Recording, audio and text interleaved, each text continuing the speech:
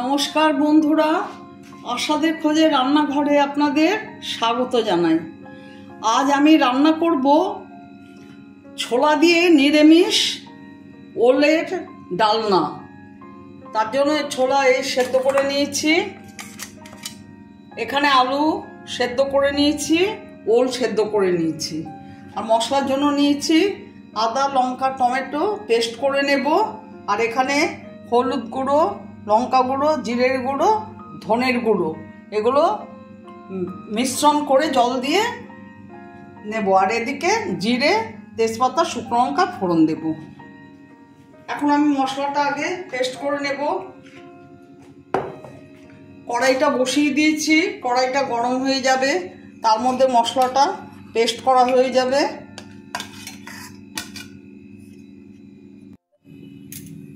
মশলাটা পেস্ট করে নিয়েছি, এদিকে কড়াই গরম হয়ে গেছে, তেল দিয়ে দিচ্ছি, সর্ষের তেল দিয়ে দিচ্ছি, তেজপাতা, শুকনো লঙ্কা দিয়ে দিলাম, জিরে ফোড়ন দিলাম, আদা, লঙ্কা, টমেটো পেস্ট ছেড়ে দিচ্ছি।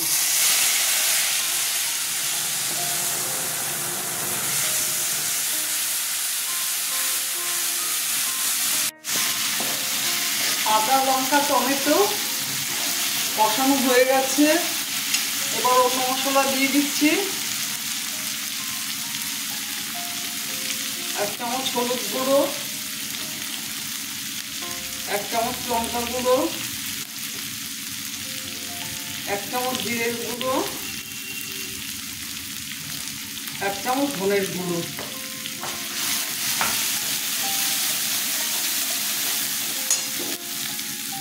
ছোলাগুলো দিয়ে দিচ্ছি,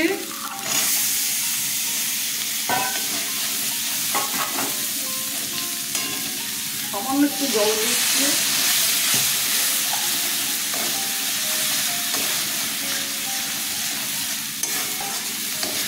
মশলা কষানো হয়ে গেছে, ওলটা ছেড়ে দিলাম,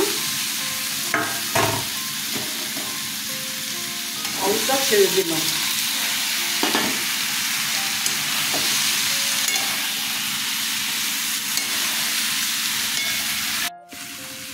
স্বাদ মতো নুন দিয়ে দিলাম, স্বাদ মতো চিনি দিয়ে দিলাম।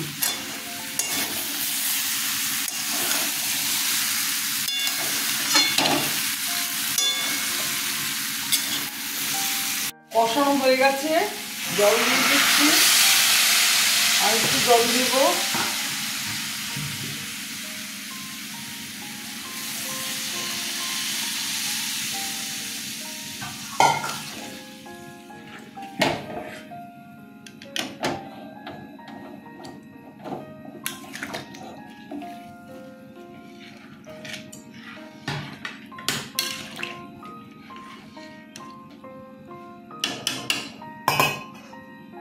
ঢেকে দেব, মিনিট 3 পরে ঢাকাটা খুলবো।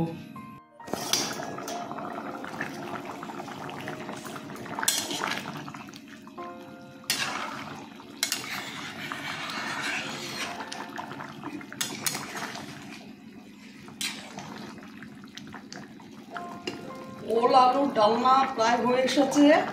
আপনারা এইভাবে ছোলা দিয়ে, ওল কচু দিয়ে আর আলু দিয়ে ডালনা করে খেয়ে দেখবেন, ভালো লাগে।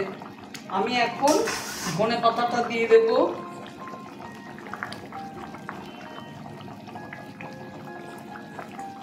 আমার ভিডিওটা যদি আপনাদের ভালো লেগে থাকে, প্লিজ একটা লাইক, শেয়ার, অবশ্যই সাবস্ক্রাইব করে দেবেন, সাথে কমেন্টস দেবেন।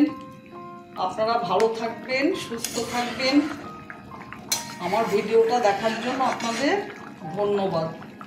আমি এখন গ্যাস অফ করে দেব, 2 মিনিট ঢেকে রাখবো, তারপরে সার্ভ করে দেব।